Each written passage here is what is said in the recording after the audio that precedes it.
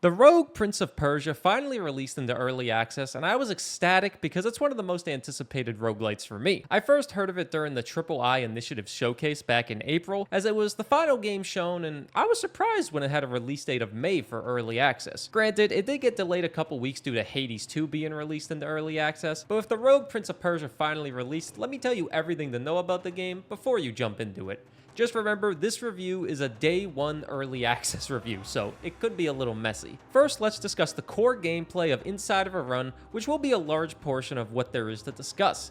The gameplay and movement reminded a lot of people, including myself, of Dead Cells, which makes sense because the developers Evil Empire did work with Motion Twin while making Dead Cells DLC. Either way, you have your main weapon and your special attack to deal with enemies, and you have some fun traversing with the environment, which I do believe is a bright spot for this game. Playing through the levels and grabbing onto walls and ledges, it felt good and unique for a platform roguelike game. The combat didn't feel as fluid as something like Dead Cells, but it's hard to be better than Dead Cells, especially in early access. Where the Rogue Prince of Persia stands out more is with the medallion system. Inside of a run, you have your usual things you find with weapons, gold, shops to spend gold, and sacrifices, and all of that. But for all of these and more, you get medallions which act as buffs for your entire run. The medallions are unique because you can hold 4 at once, but each medallion buffs one another depending on their placement in your inventory. If I had 2 green circles to the right, that means the next 2 right side medallions will get buffed. And some medallions don't have any extra effects if next to another, but some medallions can get up to 3 extra buffs, which will make the effect way more potent. It was a little confusing for me at first, but after a few runs, it's pretty simple. The last thing to discuss with gameplay is how long a run is. Remember, this is early access, so a run isn't gonna be long. In fact, they're kind of short. Like Dead Cells, you do have multiple levels to choose from for your next path, but the layouts of the levels never really change,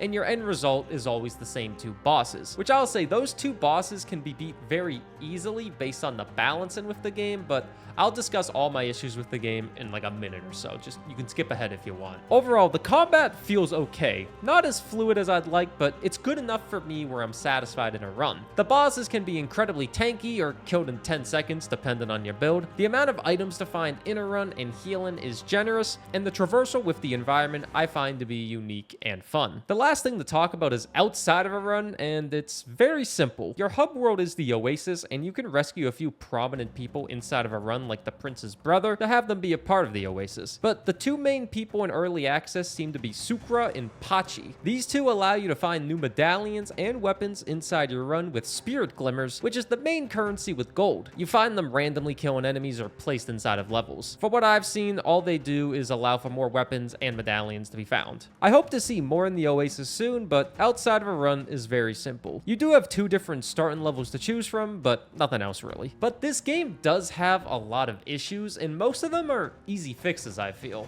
I won't say anything about how long a run is with only being 2 bosses because it's an early access game. I know what I'm getting with that. The biggest issue I have is with the performance of the game. My PC is 5 years old, but it does not run this game well at all. I ran Cyberpunk 2.0 perfectly fine for God's sakes, but this game just struggles. It's mostly when there's a lot of particles on the screen with elemental effects, mainly in the second boss, it gets really bad. But that is the biggest and most common issue, is just performance. The performance really drags the game down and makes it unpleasant to play at times, but I do think that'll be an easy fix very early into early access. The next biggest issue is balancing and bugs. I only noticed one bug, and it's a big one with medallions. I die on a run where I have a medallion that causes poison damage if I hit an enemy from far away, and I'll start my next run all nilly-willy, and that medallion is gone, but the effect is still there and lasts the entire run. That bug can lead to insanely OP runs, mostly with fire damage. The bosses and all enemies get destroyed by fire damage and the bow. Those are my only complaints, really. Balancing needs a lot of work with elemental effects and a lot of work with buggy medallions, and the performance needs a huge boost. But other than that, I think this game has a lot of potential to be one of the best roguelites of the year. It just needs a few patches.